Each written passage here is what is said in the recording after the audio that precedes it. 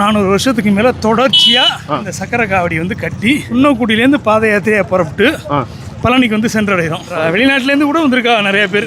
ஏன்னா ஒரு 30 கிலோமீட்டர் வந்து கம்பல்சரி நடந்து வந்துடுறோம். சக்கரை காவடின்னு சொல்கிறோம், காவடி எடுத்துக்கிட்டு பழனிக்கு நடப்பாத்திரையாக 10க்கும் மேற்பட்ட நாட்கள் போயிட்டு வராங்க. அண்ணா வணக்கம்ண்ணே.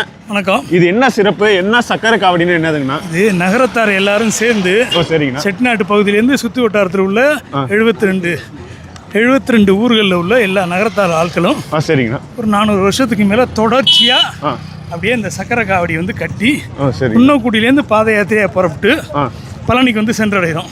சரிங்கண்ணா. பழனியில் வந்து ஒரு 2 நாள் இருந்துட்டு அதுக்கப்புறம் மகத்தன்னைக்கு எல்லாரும் போய் செலுத்துறது. இந்த சக்கரையை முருகருக்கு செலுத்திட்டு வர்றது. செலுத்திட்டு வந்ததுக்கப்புறம் அதை பஞ்சாமிரதமா திருப்பி இதே மாதிரி முத்திரையா கட்டி கொண்டாந்துருது. போகையில முத்திரை கட்டிட்டு போவோம், வரையில அதை பஞ்சாமிரதமா இதே செம்பில் வச்சு பிரசாத காவடியா எடுத்துட்டு வருது. திருப்பி வரையிலையுமே இதே போல நடந்தே வர்றது. நடந்தேதான். ஆமா, நடந்தே வருது. இந்த கால மிகப்பெரிய சிறப்பு அது. அதனால முடிஞ்ச வரைக்கும் எல்லாரும் வருவாங்க. ஒரு சிலவங்க வேலைப்பொருள் காரணமா இன்னொருத்தர் எடுக்க சொல்லிட்டு குன்னக்குடியில வந்து அவங்க அதை அப்படியே வாங்கிக்கிறது.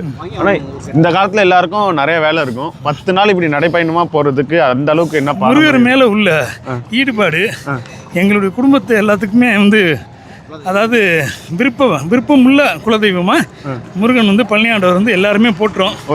அதனுடைய பிரியத்தினால எல்லாருமே ஆட்டோமேட்டிக்காக எவ்வளோ நாளும் லீவு போட்டு இதுக்காக வந்துடுறா. வெளிநாட்டிலேருந்து கூட வந்திருக்கா நிறைய பேர். லீவு போட்டு இதுக்காக வந்திருக்கா. 400 வருஷம் கடந்த பாரம்பரியம். ஓகே. ஒரு நாளைக்கு எத்தனை கிலோமீட்டர் குறைஞ்சபட்சம் பார்த்தீங்கன்னா ஒரு 30 கிலோமீட்டர் வந்து கம்பல்சரி நடந்து வந்துடுறோம். நைட்டு பகல் எல்லா டைமும் மாறி அதுக்கேற்ற மாதிரி நடந்து வந்துடும். நடுவில் உணவுலாம் எப்படின்னா எல்லாத்துக்குமே அவங்க அரேஞ்ச் பண்ணிடுவா. நகரத்தார் பெருமக்கள் வந்து எல்லா இடத்துலையும் அரேஞ்ச் பண்ணா. இரவு பார்த்தீங்கன்னா டெய்லி பூசை போடுறாங்க. அதை பூசையில் இந்த காவடிக்கார எல்லாரும் அதை எடுத்துக்கிறது. அது ரொம்ப சக்தி வாய்ந்தது அது. அதனால எடுத்துக்கிறாங்க. இது உங்களுக்கு எத்தனாவது வருஷம்? எனக்கு 23வது வருஷம். 23வது. ரொம்ப நன்றி. என் பேர் முத்தையா. ஓகே. இது ஒரு பாரம்பரியமாக பண்ணுறது. இவ்வளோ பெரிய காவடியெல்லாம் நான் நம்ம ஊர் சைடில் பார்த்ததே இல்லை. ரொம்ப புதுசாக இருக்குது. வீடியோ பார்த்தா எல்லாரும் முருகான்னு கமெண்ட் பண்ணி விடுங்க.